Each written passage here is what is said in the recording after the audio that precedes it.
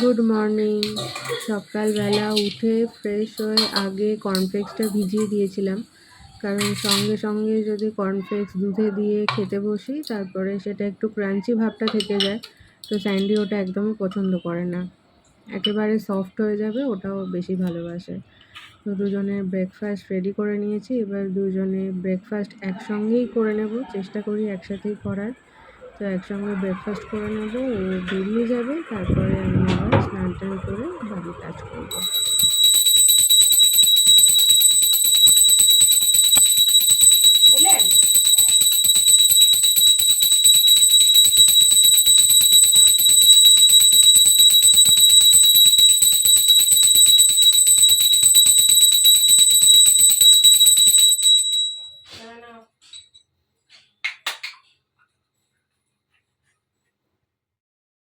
Blog তো শুরু করে দিয়েছি অনেক সকালবেলায়, তো তোমাদেরকে ওয়েলকামটা কিন্তু করা হয়নি।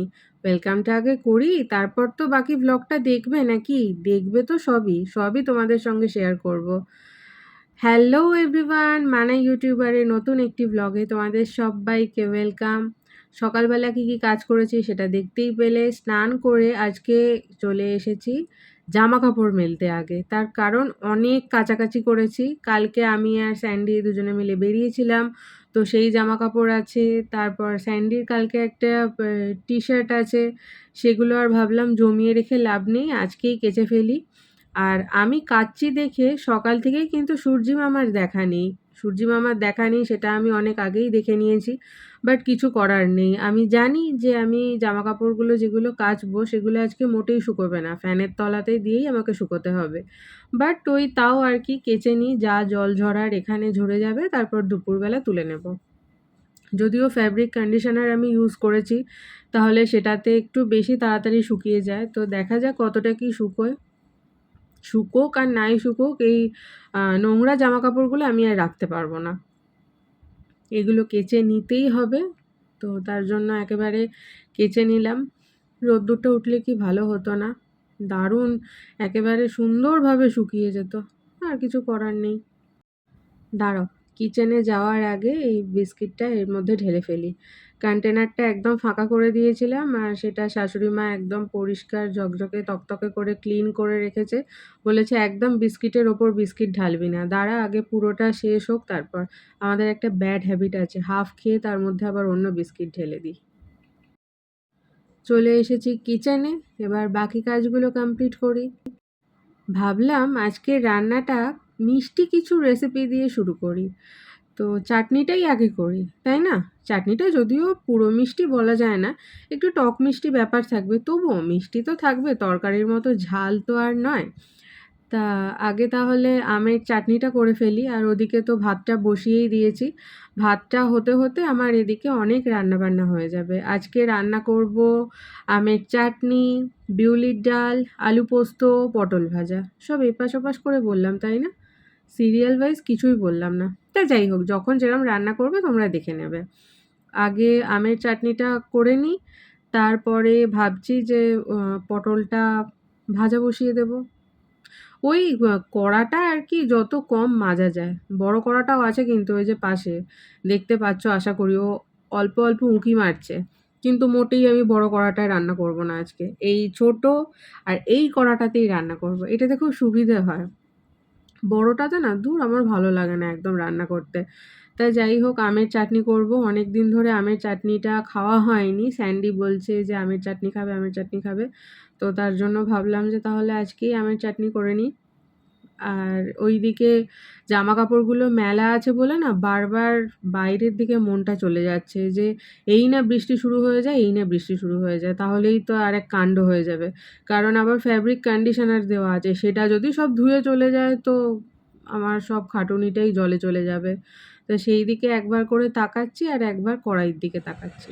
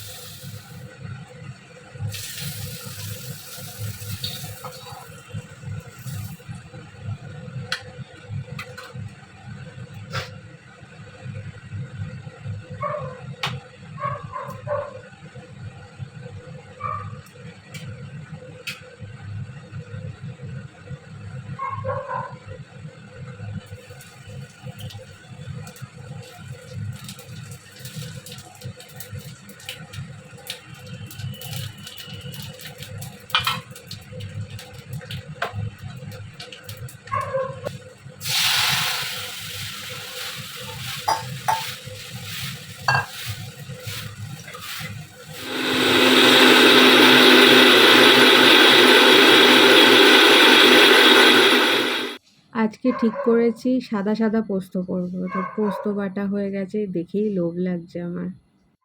আর এদিকে কমপ্লিট হয়ে গেছে ডাল, পটল ভাজা আর চাটনি, একেবারে ডিভাইড করে রেখে দিয়েছি। শুধু আলু পোস্তটা করলেই এবার আমার রান্না কমপ্লিট হয়ে যাবে। আলু পোস্ত খাবো, অথচ একটু দরাজ হাতে সর্ষের তেল দেবো না, সেটা কি ভালো লাগবে? শুকনো শুকনো আলু পোস্ত আমার একদম ভালো লাগে না।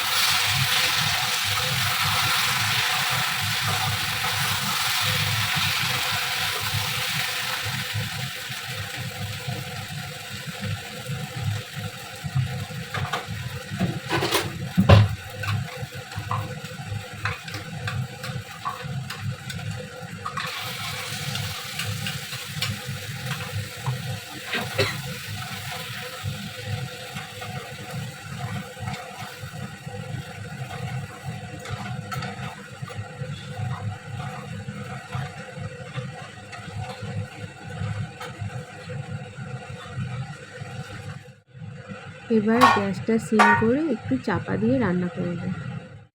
চলো এবার দেখি আলু পোস্তর ফাইনাল লুক। এই দেখো, সাদা সাদা আলু পোস্ত, দেখেই মনে হচ্ছে খেয়ে নি এক্ষুনি। আর ভাত, বিউলির ডাল, আলু পোস্ত হবে, তার সঙ্গে পাঁপড় ভাজা হবে না, এটা কি হতে পারে? আমার কিন্তু পাঁপড় ভাজা না হলেও চলে, আমি এত পাঁপড় ভাজা খেতে ভালোবাসি না। কিন্তু স্যান্ডির দেখি রোজই পাঁপড় ভাজা হলে ভালো হয়। তো রোজ রোজ ও বলে না, কিন্তু ভাবি যে একটু পাঁপড় ভাজা হলে ও যদি শান্তি করে ভাত খেয়ে নিতে পারে, তাহলে তো আমার আর কোনো কথাই নেই। বেশি বিরক্ত করবে না, এটাই যা। এই যে ফাইনালি আমার সব রান্না কমপ্লিট। এবার দেখে নাও কি কি রান্না হয়েছে। ভাত, পটল ভাজা, বিউলির ডাল, আলু পোস্ত আর আমের চাটনি। তো এগুলো সব রেডি করে গুছিয়ে শাশুড়ি মাকে খেতে দিয়ে দিয়েছি, উনি খেয়ে নিক।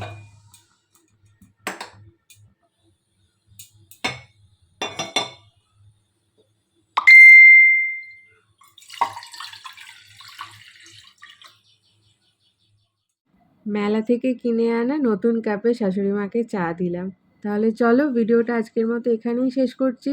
ভিডিওটা তোমাদের কেমন লাগলো সেটা অবশ্যই কমেন্ট করে জানাবে। ভালো লাগলে একটা লাইক করে দিও আর আমার চ্যানেলকে সাবস্ক্রাইব করো আর ফ্রেন্ডস আর ফ্যামিলি সবার সঙ্গে শেয়ার করো।